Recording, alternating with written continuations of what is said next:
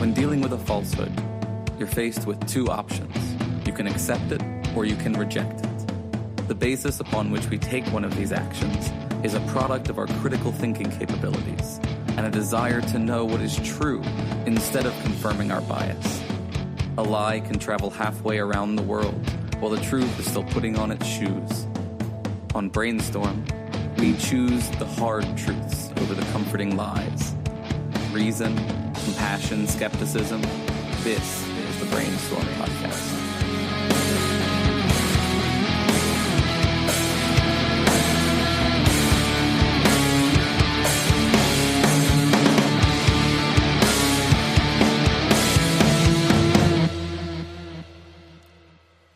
To those listening live or to our patrons, welcome back. For those listening weekly, welcome to the Shift to Reason Radio, the Brainstorm production where we take current events and important skeptical topics and try to analyze them critically. Today is June 22nd, 2018, and I'm Cory, and I'm joined by Angela. Hello. Lisa. Hello. Destin. Mucho gusto. And, of course, the always amazing Dave. Look at me, I'm Destin. I'm going to unplug your fucking mic. Take it easy. Take it easy back there. Stop insulting my people. Before we give him a chance to say anything else, let's get into some science. Before we give him a chance. If you base medicine on science, you cure people. If you base the design of planes on science, they fly. If you base the design of rockets on science, they reach the moon. It works. Bitches. Yes, science! My story is, I thought it was quite interesting. I found it, I think I got it from Monster Island. And it's from... Oh, dear. I love Monster Island. It's not as bad as I thought it was when I first saw it. Monster Island or the article? Well, the article. Okay. Because Monster Island is worse. Yeah, it's always worse than you. Yeah. It's the worst possible Facebook group. and like most of our listeners will have no idea what we're talking about. No, that's true. Although we reference it sometimes. Argument group on Facebook. Rabbi. Yeah, that's right. Troublemaker. So this post is from medicalexpress.com with no E on express. So I was a little bit skeptical of the headline, which is researchers find IQ scores dropping since the 1970s. Because you need an E, right? Without the E, you don't really believe it. Medical Express with no E seems like... It's like extreme. Extreme. With an X, right? Yeah, it seems a little dubious. So I Googled it and I looked around, and there's actually quite a few news sources that were reporting on this. Like there was an article in Time, there was an article in this techtimes.com. Fake news. CNN reported on it. Definitely fake. Definitely fake.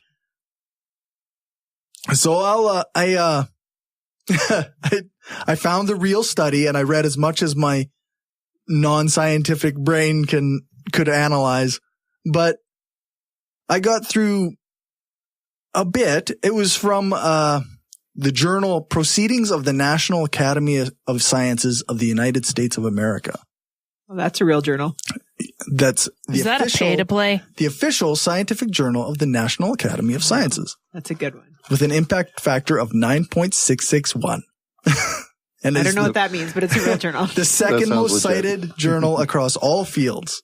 According to the wiki page. I don't buy it. I call bullshit. So it's a legit paper. I feel like it's not real, so we don't have to listen. Journal. And so I'm going to read the abstract quick here. It says, population intelligence quotients increased throughout the 20th century, a phenomenon known as the Flynn effect. Although recent years have seen a slowdown or reversal of this trend in several countries. To distinguish between the largest set of proposed explanations, we categorize hypothesized causal factors by whether they accommodate the existence of within-family Flynn effects using administrative register data and cognitive ability scores from military conscription data covering 3 decades of Norwegian birth cohorts from 1962 to 1991, we show that the observed Flynn effect, its turning point, and subsequent decline can all be fully recovered from within family variation. The analysis controls for all factors shared by siblings and finds no evidence for prominent causal hypothesis of the decline implicating genes and environmental factors that vary between but not within families. So what does that mean? Well, it means that instead of being nature, it's all nurture. It heavily implies that environmental factors is the cause of these changes. They looked at the IQ scores of about 730,000 Norwegian men. That's a pretty small sample. Although it's all men. So I don't know if that can make... Seems like it would be like all the Norwegian men. Like how many Norwegian men could there be? Like, well, yeah, I don't know. That's a lot of Norwegian men. Norwegian men. All born I think in Norway, they can, correct me if I'm wrong, but if there's no other males around, can't they just just become male if they need to? Isn't that Norwegians? They can be born men if there's no others around. are you thinking of a different species of like dinosaur or something? Aren't those Norwegians? Norwegian men born between 1962 and 1991. They found that the scores grew by nearly... That's a lot of Norwegian wood, Gothic Alex just said. So true. Can we play the Beatles in the next break? If we had it, eh? But now you have a title, right? You know, all this A lot of Norwegian wood. That's right. wood. All right. So they found that scores grew by nearly 3 percentage points every 10 years for those born between 1962 and 1975. But for those born after 1975, the scores went down. One of the co-authors of the study, Ole Rogeberg, I said that wrong. He was one of the Norwegian men. Yes. He is a Norwegian man. That's my man. He figures that this shows that the IQ decline is due to environmental factors and not genetics. Quote, it's not that dumb people are having more kids than smart people. It's something to do with the environment because we're seeing the same differences within families as outside of families. There's a lot of speculation that this could be a complete reversal of whatever was causing the Flynn effect, but there's a number of unclear, like they don't know what the environmental factors are. There's a number of hypotheses presented. Quote, it may be due to changes in the educational system or that it reflects a change in the media environment. If people used to read books more, but now they're watching television more or going on the internet more. So I don't know. There's quite a bit of, I guess there was quite a few good articles on it. I'll provide like 6 links or something, as well as I will provide a share link to the actual study. So yeah, it's pretty neat. Not much more to it beyond that. It's just the headlines give you the impression that IQ, quote unquote, IQ are going down since the 70s, when really it's more like the headline of the title of the paper was more like, we're showing that IQ changes have more to do with environment than we thought. Or this IQ changes. It seems like the IQ score is going down is a well-established thing, actually, coming into the paper. Yeah, there's no doubt about it, apparently. Interesting. The thing is, the IQ test is based off of like certain object recognition, and I'm sure we've all taken a number of them. Right. And I think the way we view the world now with technology, our use of our cognitive abilities has shifted to the point where it's no longer about math, because we don't have to do math anymore. You don't have to know how to fucking spell a word or know which word to use, as long as people understand what you're trying to get across. Do you mean ducking? Yeah. Gothic Alice asked in the Discord chat, I've heard that they increase the standards for the IQ test over time. Does this study account for the changing standard? And I didn't see anything that actually discussed changing standards. it was generally other environmental factors, like say, like education levels or watching television more. There's also different types of IQ tests. Like there are the standardized European ones, which are the hard ones, and then there's the American ones that you could fucking do with a crayon. When I first saw this, my instinct was, of course, the IQ is not dropping since the 70s. Like the average IQ isn't going down, but apparently it is. And that's just, it's a matter of understanding why. So because the tests are really old. And I mean, we're evolving and past that. And but I feel like if these kind of easy things that we can all as lay people kind of brainstorm here at this rec table, I feel like these people very smart people who study this stuff for a living would have already thought of this stuff and figured out a way to. They've controlled for a lot of things that, it just sounds like they really just don't know, which is interesting. Yeah. That's science, right? That's right. And as with all studies, they go, we need to look at more. We need to study. Do we have more money? No. Okay, I guess we're done. Yeah. One thing that I found was interesting was that, earlier studies also came up with similar results. A study conducted by researchers in Britain found that IQ score is falling by 2.5 to 4.3 points per decade since the end of World War II. I didn't look that study up. I haven't read that, but that was in one of the articles. So. Well, maybe if you were born in 1942, you'd understand. Yeah, maybe I would. Just saying. Well, technology's made it a lot easier for us to not have to think, and we don't have to think quickly.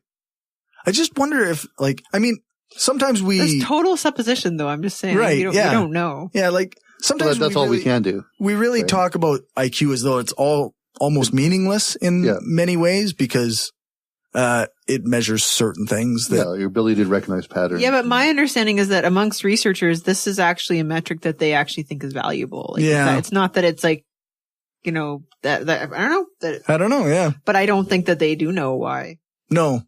They don't appear to know why. It's changing. Darn scientists don't know nothing. Because of the fucking Democrats. Did you know that science used to say the earth was flat? No, I did not know that. I was born in the 80s, not the 40s. If I had been born in the 40s, I'd be smarter. Therefore, all science is debunked. That's correct. If science doesn't know everything, therefore science sucks. Lachlan said he liked my Irish accent. Maybe he likes my whatever that was accent. Your redneck accent? My redneck accent. You're supposed to say testicles in an Irish accent. But then I always knew we needed somebody who could do accents and could do characters, and Lisa's our person. No, I could be, but that's to the detriment of the whole podcast. So. I just thought she does the angry divorcee all the time. I thought that was her favorite one. Fuck you. See? Oh. Well, you walked into that one. Yeah, I did. Fuck you. I'm just the better stay-at-home mom feminist. That's all. Gothic Alex posted in the Discord chat something from the Wikipedia on the Flynn effect. The Flynn effect is the substantial and long sustained increase in both fluid and crystallized intelligence test scores measured in many parts of the world over the 20th century. What about the Destin effect? The Destin effect. We're going to name the tendency of people to get dumber the Destin effect for sure. No, but the ability for our podcast to get derailed. Yeah. When IQ tests are initially standardized using a sample of test takers by convention, the average of the test results is set to 100 and their standard deviation is set to 15 or 16 IQ points. When IQ tests are revised, they are again standardized using the new sample of test takers, usually born more recently than the first. Again, the average result is set to 100. However, when new test subjects take the older tests, in almost every case, their average scores are significantly above 100. So this study is probably looking at the raw score, not the standard score. Interesting. Well, you'd have to. Otherwise, you would find no increase because you're normalizing to 100 every time. Yeah. Yeah. So, so it wouldn't work out. I would assume they figured that part out. I'm going to give them that much credit. But what we're seeing is the opposite of the inverse Flynn effect. Yeah, that's right. Interesting. I just want to say, Lachlan, it's not testicles in an Irish accent. Irish people don't say testicles necessarily. They say bollocks. That's right. Bollocks. We're having two different chat conversations going. And they're both bollocks. They're both bollocks. All right. Let's hit some religious nuttery. Cornerstone, this might be new to some of you. Scripture says that even our righteous deeds are as filthy rags to God. So even the good things that you do, even things like feeding the hungry and clothing the poor and taking in widows and orphans, as nice as those things are, if not done from the place of obedience to and a relationship with God, are completely worthless and disgusting to God. If you're not daily walking in a place of relationship to God, then the news that we have to bring you is that you're on your way to hell right now. I still hate that fucking bumper. Yeah, I don't doubt it. It's infuriating. It is. All right. Angela, what do you got? So some people did a study, and apparently we religionless folks die sooner than religious people. According to a study done at Ohio University. They looked at 1,500 obituaries. 1,500 and across the U.S.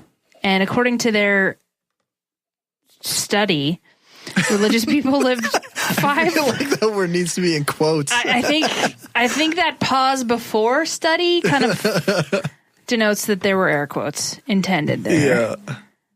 But it's according to what they studied, because I don't know, it seems like kind of a small sample, and they noticed like in Iowa, there was a lot more religious people. Therefore, they posited that potentially people who live in really religious areas have a longer lifespan. It has an extra effect. They live longer than the guys they burn at the stake. How did they decide if somebody was religious or not from an obituary? Well, because your obituaries include religious affiliations, marriage details, activities, hobbies, and habits that are not otherwise included in census data. Well, and that's the thing that's the question I had when I was reading through these articles, because I mean, marriage has been shown to extend life and stave off disease if you're married. Just makes it feel like it. Just makes life feel longer. Sometimes it can feel longer. Yeah. Okay. Imagine if you were married to a not nice person. Yeah, right? Hell. Just imagine. I don't know. I just married feel to like a good person, so I feel like. So is it like? Sorry. No, go ahead. You interrupt and you please, apologize. I love it. You go ahead. No, you go ahead.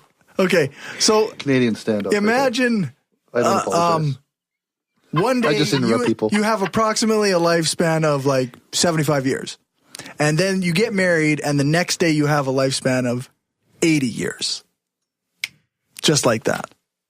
Is that how that works? that's how that works. Why do you eat all that fat stuff? It's bad for you. You should eat these Brussels sprouts.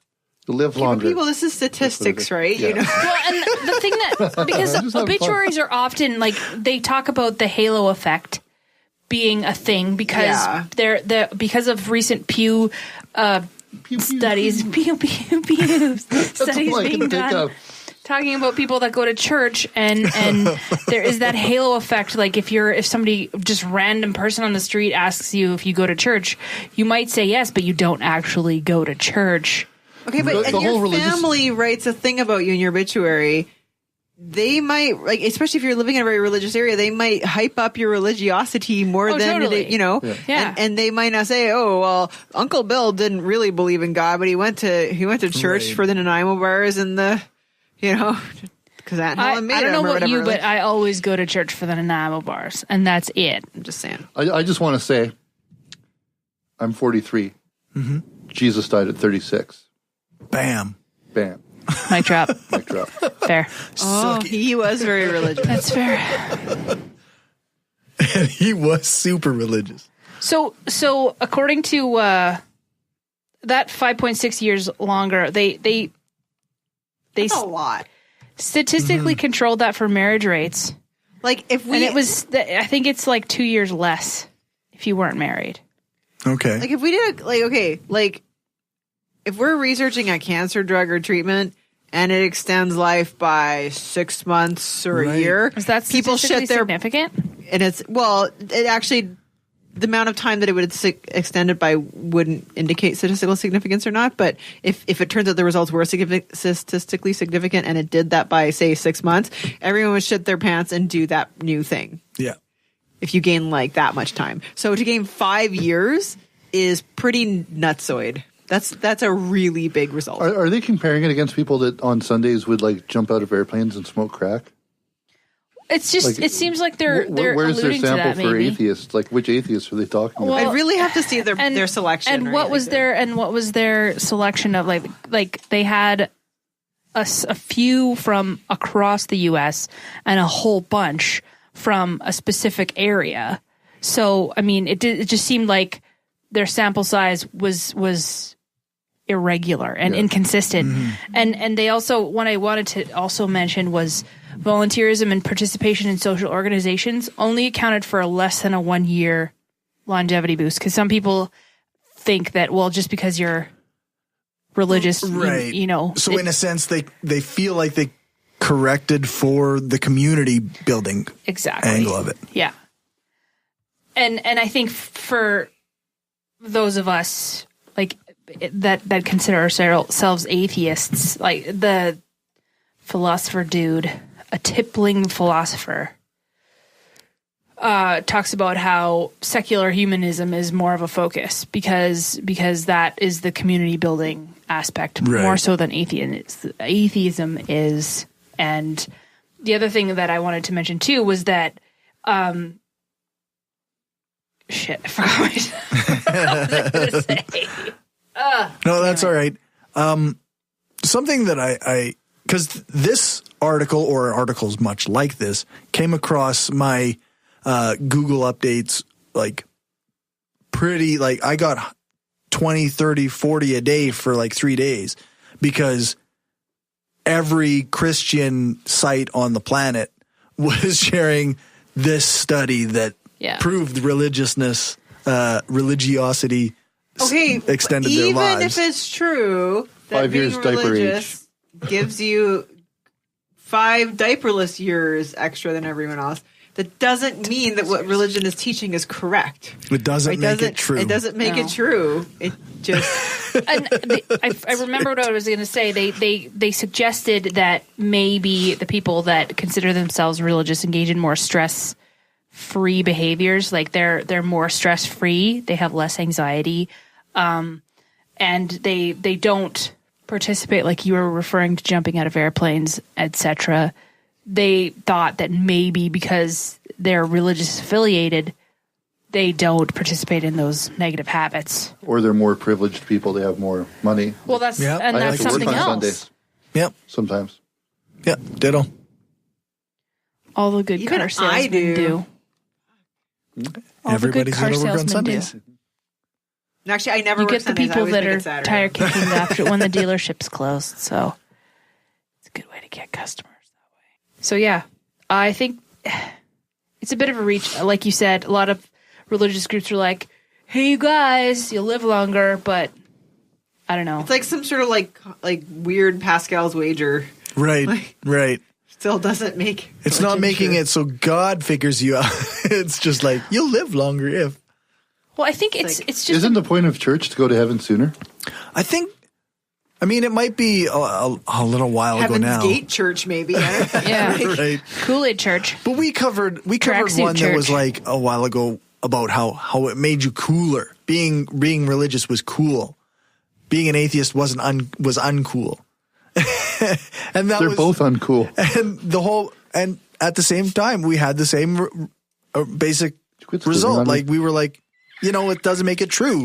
It doesn't matter how cool it is. It doesn't matter how much longer you live. Well, and it doesn't make it a fact. Who's approving these studies for whatever? Like one thing that I've thought of recently is the mental health of people that work from home and don't have a lot of social interaction. That I think about that because I work from home and I don't have a lot of social interaction with my coworkers. it's usually, and I mean, 6-year-olds make really shitty coworkers. So selfish. But I am. Not you. 6-year-olds. 6-year-olds. Although I have seen it argued that some people prefer working at home because then they are less stressed out about human interaction. And well, I'd be interested to study the effects either way, right? And just whether and set something up and just look at that, because we are social creatures. Not all of us. Some have ridiculous social anxieties. Well, I think even if you have social anxiety, and I'm speaking from somebody who has social anxiety, you still need some kind of interaction. Even if you have anxiety in social situations, there's still a need, and you get satisfaction from connecting with somebody else. I think whether those relationships are different, whether you have one-on-one conversations as opposed to going to a party, and that is anxiety inducing for myself. But even phoning somebody or texting with somebody or, going for coffee with one person, those kinds of things, if you have social anxiety, are way less threatening. So, yeah. We need to connect. I'm a bit of an idealistic person with that, in that way. So what do you think? Are we going to live shorter lives because we're atheists? You are. Possibly. I think the study is questionable. I think getting whether or not somebody's atheist or not from an obituary is questionable. From an obituary, I don't think the numbers are not very big. I find it very questionable. Because you're not writing your own obituary. But, as a rule, I think this is very. I don't know. I don't find it very compelling. So we're unconvinced. I'm unconvinced. I need more information, and I need longer answers. They're not specifying which religion either. No, they're definitely not. Like, if I go to a place where they worship volcano and throw people in, those people live shorter lives. Well, if you're doing the throwing, you might live longer. Yeah. But if you're a virgin, you're probably gonna be fucked. No, that'd be the opposite of that. But not in the way you would like to. Okay. Next. Good stuff. All right, Gumby, what do you got? This is the first story I've gotten in a long time. Mm-hmm. A long time. And it's the first story out of most of the ones I've gotten that I actually found really funny. There is a study done to determine what God looks like. So psychologists at the University of North Carolina at Chapel Hill studied the biases of 511 American Christians to determine what they believed their God looks like. The result? A white-haired dude whose face looks like a combination of every youth pastor I've ever met. Nice. You can't see the picture right now. I want to see. Is there a calf tattoo? What the hell is that? Was that printed with like a 1980s dot matrix? Only black and white. Yeah, it's crap. It's crap. But he looks like a surfer dude named Chad. Oh. He has frosted tips, doesn't he? He's got frosted tips. The researchers came to this police sketch of a god by showing participants hundreds of random face pairs. So face pairs are samplings of like lips and noses and stuff. The participants were asked to choose the face from each pair that looked more like God to them. The researchers were surprised to find that despite centuries of art depicting God as an elderly, wizened old white man, people lean towards a younger, softer visage. And their biases about what he looks like reflect their own political views. Liberals saw a feminine God, while conservatives saw a Cheeto. Saw God as more of a hard ass. Make me crave Cheetos. Hot people saw a hot God. Young people saw a young God. Really good. And the participants' own race was reflected in God's features. It's published in the journal PLOS ONE, PLOSONE. Okay. Yeah. Oh, sorry. Here it says the final result is that God looks like a guy named Todd. God plays his acoustic guitar at annoying times. He owns at least 3 pairs of rainbow flip-flops. God, he wants you to be safe, so he'll let you drink High Life in the church basement just this one time. And obviously people's tendency to believe in a God that looks like them is consistent with an egotistical bias, which we've always assumed since Christians are predominantly white, and somehow Jesus is white even though he came from the fucking Middle East. Somehow. Yeah. Yeah. All dragging that cross around just bleaches your skin, I guess. So yeah, I thought it was pretty funny. Are mostly white. I mean, worldwide, I don't know if that's actually true. Obviously, there's a lot of African American Christians in the States, but even like in Catholic schools, it's all like Filipino kids. Like, there's so many Filipino Catholics. Like, anyway, I'm just saying. Sure, and the bias is towards your own race. That's what I'm saying. Yeah. No, you said we know that Christians are mostly white. That's what I was taking issue with. Here, I meant here. That's not what you said. So you should have understood what I was trying to say. Do you guys remember, in the 80s, there was you guys probably don't remember this. There was a cartoon. We're older than you. There was a cartoon in the 80s called Gummy Bears. You guys remember Gummy Bears? I remember the bad guy was like this guy with this black mustache, right? And he wore like chainmail and shit. That's what I thought God looked like when I was a kid. I don't know why, but the bad guy from Gummy Bears is totally what I thought God would look like. That's terrible. Why? What were the berries they ate? Because God's the bad guy. That's scary. The gummy berries. Gummy berries, yeah. Weren't they? And they bounced. Yeah. And they would make like juice from them. It was That's true. It was their juju, yeah, for sure. Yeah. Amazeballs. I remember that cartoon. So awesome. But the guy that voices Baloo was in it. You could only get it when I could only watch it when I was at my grandma's house because she lived in town. And we didn't get that channel on the farm. Oh my God, so funny. So I could only watch that every now and then. Big city people with all their channels. all their channels. They had like 12 channels and I had like 2. Yeah, that's the half the reason one of them was CBS. Babysat. Oh my God. I babysat CBC. so that I could watch more TV. I remember I would be I'll tell Matt, I'd be like, oh, so do you remember Pro Star cereal? Like, I remember it had Wayne Gretzky and Michael Jordan on the cover and stuff. He's like, no, I don't even think you could get that in Swift Current. Misanthrope in the Discord chat says, I still remember the Gummy Bears theme song. Someone please sing it. Gummy bears bouncing here and there and everywhere. High adventures is beyond compare. They are the gummy bears. I remember it too. You're wrecking my microphone over there. They are the gummy bears. What? I'm amazing. What the fuck are you talking about? Can't handle that much awesomeness. Oh, jeez. This is why people at work are like, oh, I totally want to listen to your podcast. I'm like, no. Don't. You'll not respect me anymore. Our fair city is famous because of Jimmy Fallon. Say what now? That Jimmy Fallon posted did that thing about terrible songs. Oh. And that song, Experience Regina. Oh, jeez. The video is just so much better. I have not seen either the I'm song surprised video you haven't checked that out. Because I'm not cool. We were talking about crappy 80s stuff at work. We were talking about Body Break with Hal Johnson and Diana McLeod. Hey man, I met Hal. They're still doing shit. They're still making some videos. We were trying to remember the Stay Alert and Stay Safe kids. Stay alert. Stay safe. And they usually play one after the other. Yeah. Right? I just can't remember what channel it was on. Do you remember that CBC, ad? wasn't it? I think so.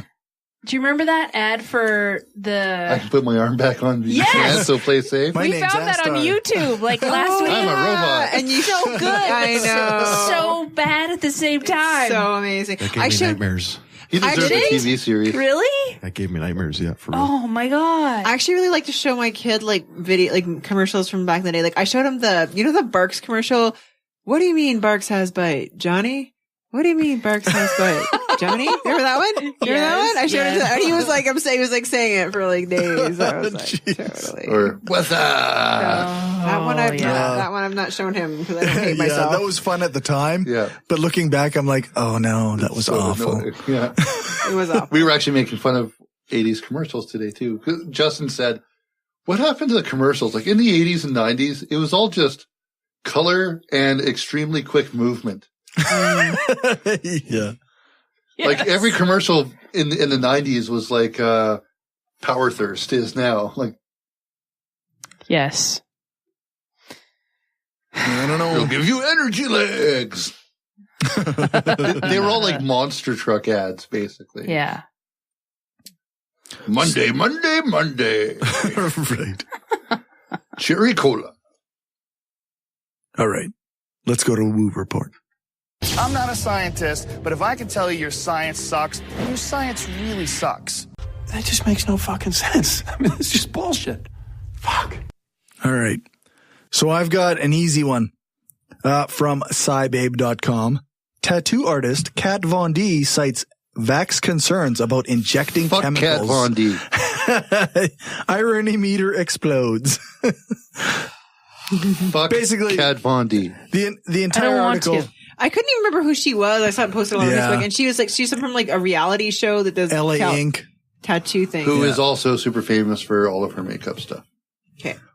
More than anything else. Well, she started off on LA Inc. and got famous for a variety of things over time.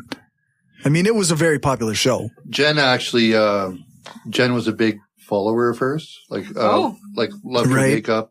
Because all of her stuff is like not tested on animals. A lot of it's like mostly vegan stuff. And she's like a huge proponent of, you know, veganism being nice to animals, blah, blah, blah. All that stuff that's good. That I'm not that familiar with. And then as soon as that came out, she's like, well, fuck. I can't respect this person anymore. I just return all her shit, I guess. Yeah. Well, I mean, she was, Gothic Alice just said, I just heard about her anti-Semitism. And yeah, she has said some pretty shitty things in the past. And like, she was like dating a guy who put on a Nazi uniform and did, I don't know, whatever. at some Hollywood party. So, but yeah. So, I mean, Kat Von D, tattoo artist, also scared of needles. Yeah. It's ironic. No, but also like, the toxins in the vaccines. Yeah. When what do you use? You're putting ink under people's skin. Yeah. Like, yeah. And you have it all over yourself. Well, and this is a person that supposedly researches a shitload before she launches her makeup to make sure that there's nothing harmful in it. Why can't you just look at what's in a fucking vaccine and realize that none of it's actually harmful? Yeah, it's interesting because she posted on Instagram about this stuff and she's like, oh, we get flack for being vegan and we get flack for being this and we get flack for being that and like using a midwife instead of a doctor. And I'm like, okay, so whatever, vegan, I don't care. Okay, midwife instead of doctor, that's your call. I may or may not I would not necessarily make that same choice, but that's fine. This vaccination thing is not the same thing as those. Like this is actually the home birth thing is just almost as bad because you're putting yourself and the kid at risk. But a home birth doesn't, like having a midwife doesn't necessarily mean you're going to do a home birth, right? Nope. Lots of people use midwives. No, but she said she was going to do a home birth. Oh, I see. And drug free. Yeah. Yes. Which again, I don't understand why somebody would do that. That's 100% her choice though. Yeah. She's the only person who suffered there. Yeah. But yeah, like medically speaking, she does it is riskier to have a birth at home. True. Yes. But there's nothing, I mean, like, I don't know. I think the risk it is what it is, right? Whereas with vaccines, there's no benefit to not vaccinating. And you're risking the populace around you. Whereas so there's no, I mean, I don't think scientists or science anything particular to say like home birth versus not. Okay, it's riskier, but it's not, it is what it is. Whereas vaccines, like, no, get a vaccine. It's hard to make, it's hard to condemn somebody like on a moral level for like, okay, you take your risks, I take mine. We all live in the way we live, but not vaccinating risks other kids. Yeah. Exactly. Even my kid who's vaccinated is risk because vaccines they don't have 100% efficiency or effectiveness. Yeah. Right? Well, there's like and that herd protection as well, right? Sure. Well, and the resurgence of something like fucking smallpox, which not even use smallpox, use something else. When it mutates enough, then the vaccine is ineffective anyway. Yeah. So fuck Kat Von D. So fuck her. That should be the name of the fucking episode. No, I'm still sticking with lots of Norwegian wood. Yeah, I think that's a good one. That's a good one. Yeah. Yeah. All right. Lisa, it's your turn. Oh, me. Yay. Okay. So, Cory has so lost faith in my ability to read articles that I gave you YouTube videos. He gave me 2 YouTube videos. Oh! Did you watch them? I actually did. And the funny thing is, because they weren't, I don't want the app. Go away. Oh, it closed it on me. God damn it. Okay, so we have no faith in you being able to watch YouTube videos. No, I did watch the YouTube video. Now, but because they weren't like articles you can read, I couldn't just read them during other people's stories. So I had to watch them earlier today. Time. Sure, on my own time, not at work, because that would be wrong. So anyways, I watched both of them, required a total time investment of 7.5 minutes. Thanks a lot, Cory. And, but to be fair, I have several degrees in physics, so I already knew the punchline of them, so it was okay. So probably the best one would be, from a person on YouTube called Physics Girl. And the specific video is, are perpetual motion machines possible? No. Next story. Next story. So, I mean, she does a better job than me because she took 5 minutes and 4 seconds. But, basically, and the other link that Cory sent me was an example of a quote unquote perpetual motion machine. Right. So I think if you're like a woodworking kind of person and you kind of enjoy making a little machine that rocks back and forth because it's kind of cool, and you can call it, you could probably, if you wanted to search for such a, instructions for how to make such a thing, you'd probably search perpetual motion machine. But there's no actual such thing as perpetual motion machining, meaning something that can continue to operate and move. God, I'm allergic to it. It's terrible. Gesundheit. Thank you. I have to keep that in. Yeah. Oh, sorry. I sneezed if he edits it out. Anyways, yeah. So the idea of a perpetual motion machine is a machine that doesn't actually require any energy to be input into the system. There's no loss. But there's always loss, typically from friction. So, I mean, you could just, any of these videos, you can watch it and the penny like rolls back and forth. Well, there's heat loss from friction as the penny rolls. The video at some point. And it doesn't really matter. This is just not, They pick the penny up after 30 seconds and they're like, it's just, see, it lasts forever. Yeah, it's just conservation of energy. You can't, She did in the video. She talked about those, those bird things that like they got like liquid in them and they dip in the water and they dip up and down. Anyway, so she kind of explained how those work and how they get. There's a specific, I can't remember what it is, but there's a specific fluid inside the bird that absorbs the ambient heat in the room, and then it expands and it causes it to go down, then it cools, and it comes back up, and blah blah blah blah. So anyway, is that mercury? Huh? It's not mercury. I would remember that. Just kidding. But yeah, so that was not a perpetual motion machine. It's getting energy from so a perpetual motion machine would have to be like a closed system, like it would work in space or whatever, and no, that's not a thing. And she talked about how patents in the past, people would put in a patent for a perpetual motion machine. And then I think she said the U.S. Patent Office just started saying like, no more perpetual motion machines unless you built it and it works. So now there aren't any, shockingly.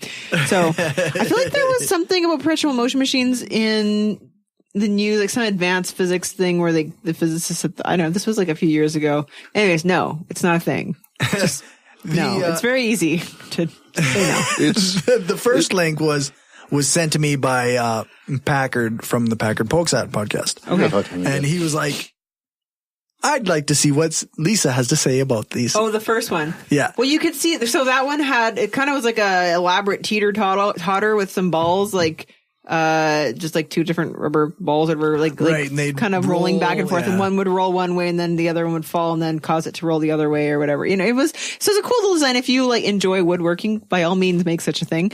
But I mean, just looking at it, the balls are rolling. There is friction loss, heat loss. It cannot possibly operate perpetually. It's just not a, there is certainly loss. So, yeah. You could even see it happening in the video. Like, could you? Okay. But I mean, it's still a cool little doohickey to make. It's cool. Yeah. Make that by all means. That being said, a perpetual motion machine isn't impossible. It's just ridiculously improbable. Based on our current knowledge of the laws of physics, it is impossible. Right. Based on that. Yes. So in the improbable event that the law of conservation of energy is false, then... Or we find a way to circumvent it. Which would make it false. If you break... laws of physics aren't like laws of like, you know, like, oh, human rights. Like they're like, there's no subatomic particle that gives you human rights, right? You all decide you have human rights and then you do it and you can break that or not, right? But laws of physics aren't like that. They are like real. Yeah. No. I understand how laws of physics work. I get it. Okay. I like the way you said that though. That was very good. They're like real. Yeah. Well, there's like whatever, a physical basis behind it. You can go searching for a quark and find it, sort of thing. So, yeah. But so in the event we were to discover that the law of conservation of energy had exceptions. Okay, fine. Exceptions. So one example that would be like an evaporating black hole, like Hawking postulated. So you have a black hole, and so the idea so we think that particles suddenly, like a particle antiparticle pair will just suddenly appear in space and then kind of annihilate each other. Okay. I think this happens all the time. We don't notice it because it happens. It's just a thing that happens all the time. That's something that's postulated in cosmology, I guess. Interesting. But Hawking said, well, if this pair happened right at the event horizon and one was created on the inside of the event horizon of a black hole where nothing can escape and one was created on the outside where things can escape, then one of them might escape, the other one might not, and the black hole starts evaporating and losing. Interesting. Yeah, so it's losing energy, it's losing mass and cohesion. Yeah, I mean that's not really a violation of conservation of energy. In fact, you're conserving it but the particles are coming out of basically nothing. Interesting. But that's because nothing plus anti-nothing equals zero. Anyways. Right. Anyways, I thought that's kind of cool. It's kind of like if you have zero, like a nothing plus anti-nothing, but then the anti-nothing goes away. Or yeah. Okay. Anyways. And we don't know for sure if there are places where the laws of physics are different. Sure.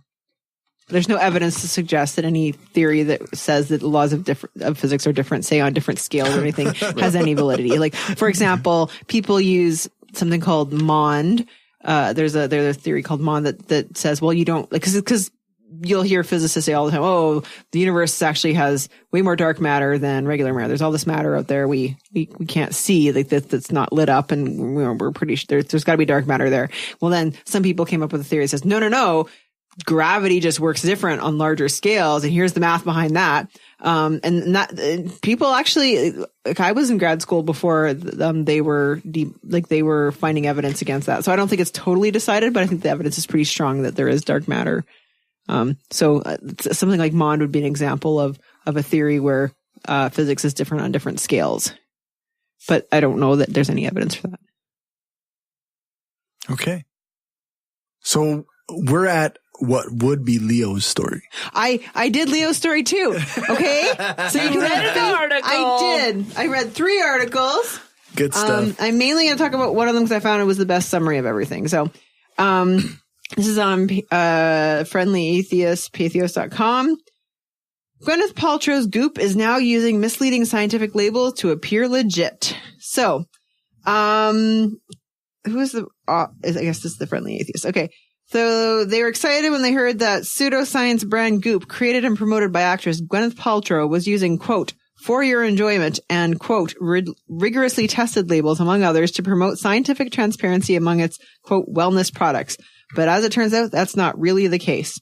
So, as you may recall, Gwyneth Paltrow's company Goop has received a lot of bad press over things like jade eggs in the vag, coffee enemas, but the company is now worth $250 million, apparently. I don't even know how is this even possible? I don't know. Anyways. They voted for Trump.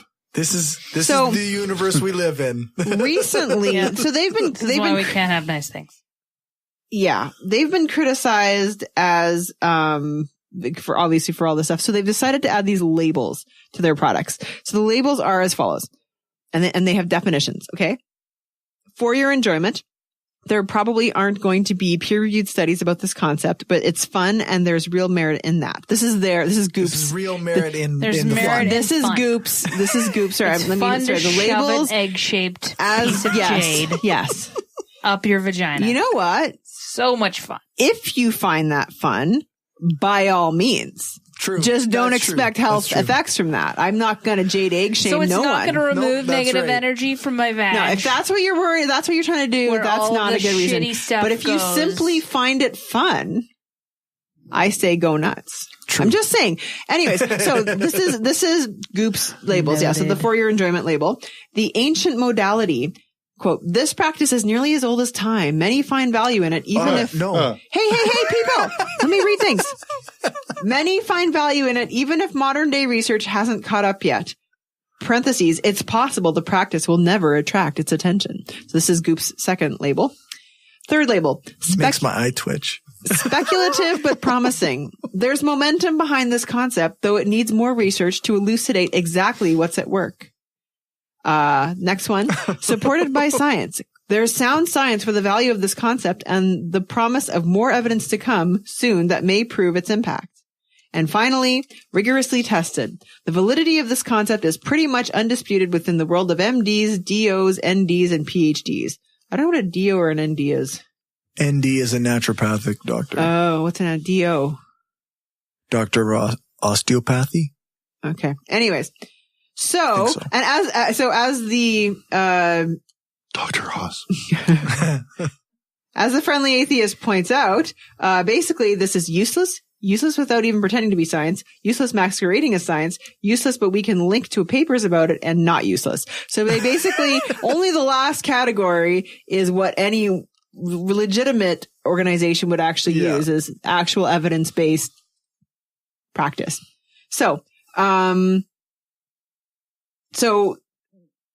this may look like an extremely small step towards scientific accuracy, but the site doesn't make it clear that the majority of these categories and their products are not supported by science. In fact, they often put the blame on the scientific community, suggesting the experts simply haven't, quote, caught up yet. Right. Yeah. It's also bizarre to claim there's, quote, momentum behind a concept that, quote, more evidence is coming soon when no such guarantee exists. And furthermore saying, quote, there aren't going to be peer-reviewed studies on certain concepts downplays the idea that those products may have already been definitively shown not to work. Typically, there are follow-up studies if scientists think something is promising. So, like jade eggs. Just saying. So, one of our, not friends of the show, but people we love on the show, Jen Gunter also had a couple of blog posts on this, and she is not happy, for similar reasons. Yeah. Yeah. So I think that's probably a sufficient summary. Did I do okay? Good work. You did great. I read the articles. I'm even Leo. I don't have the voice, but I can only do so much. You did so well. Thank you. You did so well. You're welcome, everybody. Thank you for doing this. Yes. Yeah, but no, it's interesting. So I feel like, they do this kind of thing to just try to like make you think that they're doing something, but they're totally, they're just, it's all fraud. It's all just bullshit. Like, it's an ancient remedy. Nobody's ever going to look into it. Like, which means it's bullshit. Like, if things aren't bullshit, they get looked into. Yeah. Like, they're. Yeah. Anyways. All right. Bah. Totally. All right, Dave, let's cue that outro music. Alrighty. For everything else, you can check out the show notes at thebrainstormpodcast.com and our website, brainstormblog.net. Thanks to our financial supporters, Janet, Stephanie, Zach, the Utah Outcasts, Bassett, Will, Aaron, Daryl, Destin Sucks, Bob, Glenn, Destin doesn't suck that much, Magnus, several species of small furry animals gathered together in a cave, Positively Skeptical, Rob, Julie, Chris, and Larry. If you want to join them and help the show grow, then you can do that at patreon.com/brainstormpodcast. Or you can go and buy some stuff at tpublic.com/stores/brainstorm-podcast-gear. You can join us as we start live shows back up again on brainstormradio.net in August. August 31st is our next show. And our guest will be B.J. Mendelsohn, author of The End of Privacy, which is a book about the end, like online privacy and the ways in which our data is used. I want to thank Matthew for joining us. You can find his stuff at facebook.com/TheRealCredibleHulk. So make sure to check that out. Thanks, Dave, for our intro music. Thanks to Aaron Rabbi from the Embrace the Void podcast for doing the intro voiceover. You can find his stuff at voidpod.com. Thanks to Alex Kapper-Murdoch for doing the voiceover for our ads, and thanks to Jason Camo for our outro music. You can find his stuff at loststateofmind.com. All music played is either with permission or under the SOCAN license to play. For more information on SOCAN, you can check out the music license info page on our website, brainstormblog.net. Remember to give us a rating, a thumbs up, or a fave on your podcatcher of choice. Join our Facebook group, like our page, follow us on Twitter, share the show, and spread the word. For live listeners, stick around for the after show. You can go to brainstormafterhours.com and listen to the bonus content before it goes patron only. Thanks for listening, and remember, the truth matters.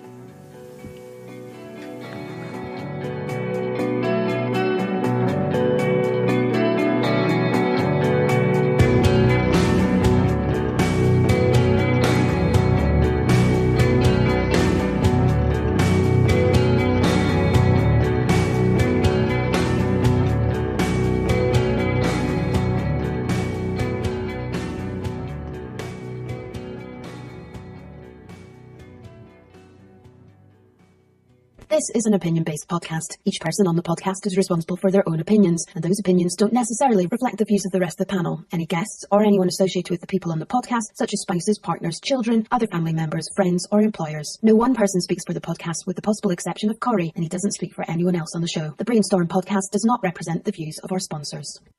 We just wanted to say thanks to everyone who listens to us, shares the show, gives us a rating on iTunes or Stitcher, or supports us through Patreon and Gumroad. We don't have a lot of interactions with our listeners, but what we have had proves that we attract some of the best people around. Smart, kind, and cool.